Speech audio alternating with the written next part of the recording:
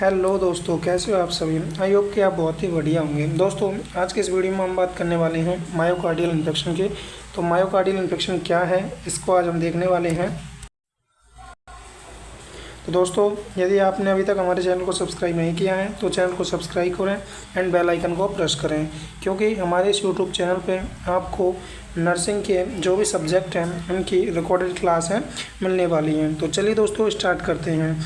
Myocardial infection का introduction देखते हैं। तो जो मायोकार्डियल इन्फेक्शन होता है वो उसको दूसरा नाम क्या है, तो दूसरा नाम है इसका हार्ट अटैक। और एक क्यों होता है, क्या होता है इसमें, तो इसमें दोस्तों जो ब्लड सप्लाई होती है उसका क्या हो जाता है, sudden reduce and completely blockage है वो हो जाती है। इससे क्या होता है, इस्चेमिया एंड नेक्रोसिस यानी कि डेथ होती है ऑफ कार्डियक मसल्स की।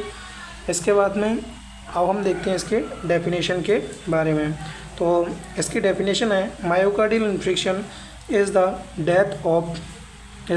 Death of heart muscles tissue due to prolonged interruption of blood supply usually caused by blockage और coronary artery disease। इसमें क्या होता है कि जो डेथ होती है एंड नेक्रोसिस होती है किसकी, हार्ट मसल्स टिश्यू की। किसके कारण, जब लंबे टाइम से ब्लड सप्लाई है वो कम हो जाती है या ब्लॉकेज हो जाती है। और किसके कारण, तो ये हो जाती है कोरोनरी आर्टरी में। इसके बाद में अब हम देखते हैं, ये देखो दोस्तों, यहाँ पे आपको एक इमेज में दिखाया गया है। इस पार्ट में हमारा एमआई हुआ है। यहाँ पे ये जो सीएडी के कारण प्लग का फॉर्मेशन हुआ है, जिससे कि जो ब्लड सप्लाई है वो रिड्यूस हो गई एंड कम्प्लीटली ब्लॉक भी हो सकती है। तो कम्प्लीटली ब्लॉक हो जाएगी तो इसको हम क्या बोलते हैं, इसे बोलते हैं हम एमआई। तो ये एमआई का दोस्तों आपको एक इमेज भी दिखा दी है। इसके बाद में अब हम देखते हैं इसके टाइप्स के बारे में। तो एमआई के जो टाइप्स हैं उनमें पहला है वो है anterior wall MI. Anterior wall MI है, उसमें क्या अफेक्टेड होता है, तो anterior wall of left ventricle affected है वो होती है। इसके बाद में सेकंड है वो है inferior wall MI. Inferior wall में क्या होता है, इंफीरियर वॉल अफेक्टेड होती है। एंड लेटरल वॉल एमआई में, तो लेटरल वॉल एमआई में लेटरल वॉल है वो अफेक्टेड होती है। इसके बाद में पोस्टीरियर वॉल एमआई है, उसमें पोस्टीरियर वॉल है वो अफेक्टेड होती है। एंड देन इसके बाद में जो एंटीरियर लेटरल एमआई है उसमें एंटीरियर प्लस लेटरल वॉल है वो अफेक्टेड होती है। इसके बाद में नेक्स्ट है वो है एंट्रियोसेप्टल एमआई। एंट्रियोसेप्टल एमआई में क्या होता है, anterior wall and intraventricular septum affected है वो होता है। इसके बाद में अब हम नेक्स्ट देखते हैं दोस्तों। इसके बाद में जो नेक्स्ट है वो है इंफ्रालेटरल एमआई। तो इसमें क्या हो जाता है, तो inferior plus lateral wall affected होती है। इसके बाद में नेक्स्ट है वो है एक्सटेंसिव एंटीरियर एमआई। तो एक्सटेंसिव एंटीरियर एमआई में क्या होता है, large area of anterior wall affected होती है। इसके बाद में अब हम देखते हैं इसके ईटियोलॉजी और रिस्क फैक्टर को। तो ईटियोलॉजी और रिस्क फैक्टर में हम क्या देखेंगे, तो सबसे पहला इसका ईटियोलॉजी है वो है कोरोनरी आर्टरी एथेरोस्क्लेरोसिस। तो ये क्या है, मोस्ट कॉमन कारण है किसका, एमआई का। एंड देन इसके बाद में है वो है थ्रोम्बस फॉर्मेशन। और जो थ्रोम्बस जैसे ये कोई आर्टरी है इसमें थ्रोम्बस का फॉर्मेशन हो गया तो ये भी ब्लड सप्लाई को अफेक्ट करेगा। तो थ्रोम्बस का फॉर्मेशन ब्लॉक है कोरोनरी आर्टरी, ये क्या करता है, ब्लॉक करता है ऐसे कोरोनरी आर्टरी को। इसके बाद में है हाइपरटेंशन से क्या होता है, ये इंक्रीज़ करता है कार्डियक वर्क लोड को। एंड देन इसके बाद में जो नेक्स्ट है वो है स्मोकिंग क्या करेगा, तो स्मोकिंग करेगा डैमेज ब्लड वेसल्स को। एंड इसके बाद में वो है रिस्क फैक्टर, वो है डायबिटीज़ मेलाइटस। तो उसमें क्या, इसे क्या करेगा डायबिटीज़ मेलाइटस, तो ये करेगा accelerate atherosclerosis. And then next है वो है हाइपरलिपिडीमिया क्या करेगा, वो करेगा इंक्रीज कोलेस्ट्रॉल डिपोजिशन। कोलेस्ट्रॉल का डिपोजिशन है उसको इंक्रीज है वो करेगा, जिससे क्या होगा, एमआई होने के चांसेस हैं वो इंक्रीज हो जाएंगे। इसके बाद में नेक्स्ट है ओबेसिटी एंड सीडेंट्री लाइफ। जो ओबेसिटी और सीडेंट्री लाइफ स्टाइल है वो भी किसका रिस्क फैक्टर हो सकती हैं, एमआई का रिस्क फैक्टर है वो हो सकती हैं। इसके बाद में नेक्स्ट है वो है stress and excessive alcohol use. Stress और एल्कोहल यूज़ ये भी क्या हो सकते हैं, एमआई के ईटियोलॉजी में आ सकते हैं। एंड देन इसके बाद में है family history and increasing age. तो फैमिली हिस्ट्री में भी होने के चांसेस, मतलब फैमिली में किसी को पहले हो तो भी हो सकता है, और एज बढ़ने के साथ साथ होने के चांसेस हैं वो भी बढ़ जाते हैं। अब हम देखते हैं इसके क्लिनिकल मैनिफेस्टेशन को। तो इसके क्लिनिकल मैनिफेस्टेशन में हम बात करते हैं सबसे पहले, और सबसे मोस्ट कॉमन जो क्लिनिकल मैनिफेस्टेशन या साइन एंड सिम्टम है वो है चेस्ट पेन। चेस्ट पेन में क्या होता है, सीवियर क्रशिंग और pressure like pain in the chest. इसमें सीवियर पेन चेस्ट पेन होता है, रेडिएटिंग पेन में सेपर to the left arm, shoulder and neck. इसमें जो पेन है वो सबसे पहले कहाँ होगा, लेफ्ट आर्म में, जहाँ से कहाँ के लिए आगे जाएगा तो हो जाएगा शोल्डर पे, एंड शोल्डर से जाएगा नेक और जॉ पे। इसके बाद में नेक्स्ट जो उसका सिम्टम है वो है डिस्पनिया। अब डिस्पनिया क्या होता है, डिस्पनिया नहीं होता डिफ़िकल्टी इन ब्रीदिंग। तो difficulty in breathing specially during exertion. And then next है वो है स्वेटिंग। स्वेटिंग क्यों होती है, क्या होता है, तो प्रोफ्यूज कोल्ड एंड काल्मी स्वेटिंग में अकर्स। इसके बाद में नोजिया।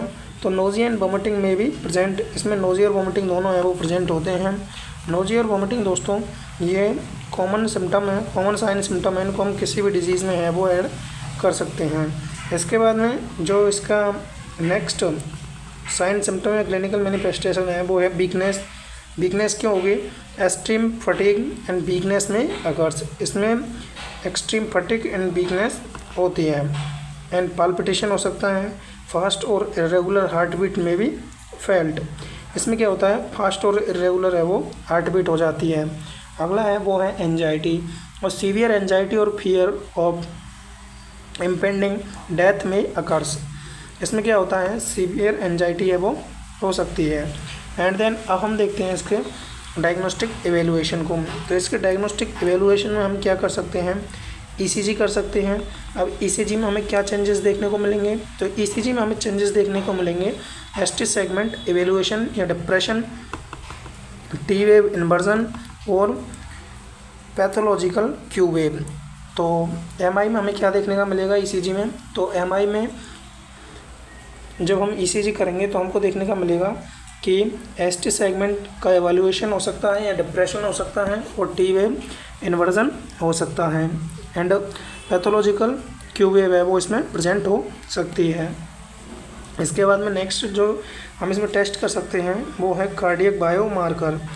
अब कार्डियक बायोमार्कर में कौन से टेस्ट कर सकते हैं हम, इसमें कर सकते हैं ट्रोपोनिन का कर सकते हैं, एंड CK-MB का कर सकते हैं। तो ये क्या है दोस्तों, इंक्रीज मिलेंगे, ट्रोपोनिन फर्स्ट एंड CK-MB है वो इंक्रीज मिलेंगे।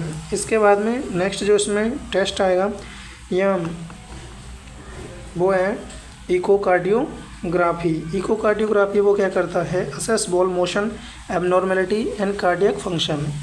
एंड देन इसके बाद में जो नेक्स्ट आता है वो आता है coronary angiography.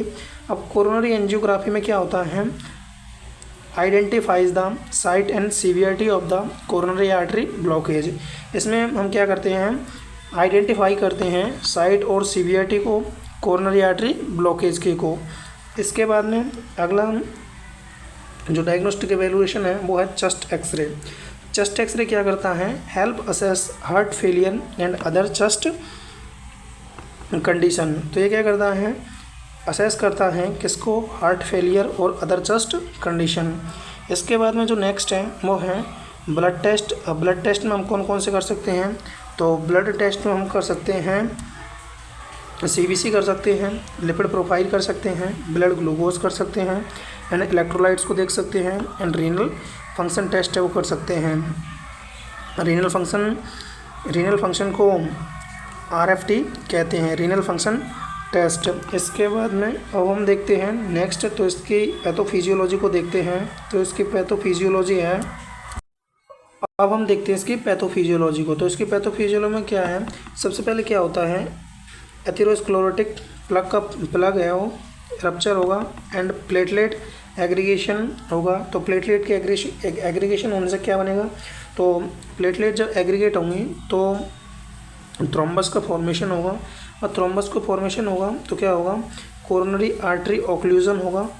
Coronary artery occlusion होने के से क्या होगा, तो जो मायोकार्डियल ब्लड फ्लो है वो कम हो जाएगा।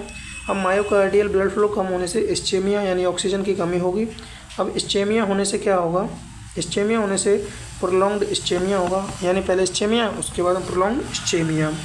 इसके बाद में क्या होगा, जब इस्चेमिया यानी ऑक्सीजन की कमी हो जाएगी तो मायोकार्डियल जो सेल है उनकी डेथ हो जाएगी, यानी नेक्रोसिस हो जाएगा। किसमें, मायोकार्डियल बॉल की सेल में। इसके बाद में क्या होगा, कार्डियक कॉन्ट्रैक्टिलिटी वो डिक्रीज हो जाएगी, जिससे एमआई के हो जाएगा। इसके बाद में अब हम देखते हैं इसका मैनेजमेंट। तो मैनेजमेंट में हम सबसे पहले बात करते हैं मेडिकल मैनेजमेंट की। तो मेडिकल मैनेजमेंट में हम क्या कर सकते हैं, तो मेडिकल मैनेजमेंट में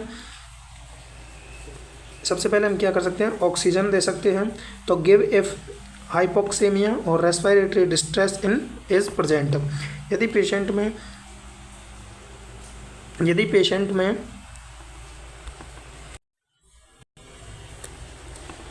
respiratory distress is present.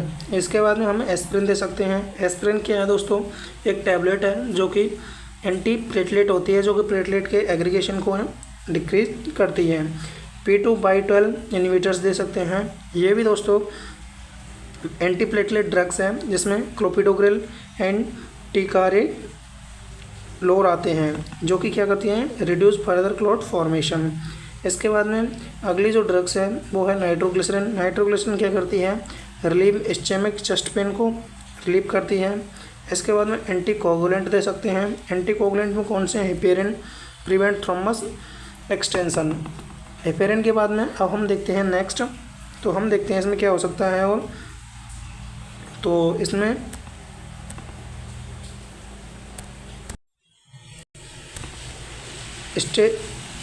Stents लगा सकते हैं इसमें, जो कि क्या करते हैं, reduce LDL cholesterol and stabilise plaque. And then इसके बाद में नेक्स्ट है वो है बीटा ब्लॉकर्स, जो कि क्या करते हैं, रिड्यूस करते हैं heart rate and myocardial oxygen demand को। अगले जो ड्रग्स हैं वो हैं एसी इनहिबिटर्स या ARVS, जो कि क्या करते हैं, इम्प्रूव कार्डियक फंक्शन या प्रिवेंट रिमॉडलिंग। इसके बाद में अब हम देखते हैं इसका सर्जिकल मैनेजमेंट। तो इसके सर्जिकल मैनेजमेंट को हम क्या कर सकते हैं, तो इसकी सर्जिकल मैनेजमेंट में PCI कर सकते हैं, परक्यूटिनस कोरोनरी आर्टरी इंटरवेंशन। इसमें क्या होता है दोस्तों, angioplasty with instant placement to open the blockage of coronary artery. And next है वो है CABG यानी कोरोनरी आर्टरी बाईपास ग्राफ्टिंग। तो कोरोनरी आर्टरी बाईपास ग्राफ्टिंग है, इसमें क्या क्या होता है, create a new route for blood flow around blocked coronary artery. तो इसमें क्या होता है, एक न्यू रूट बनाया जाता है, किसके लिए, ब्लड फ्लो के लिए।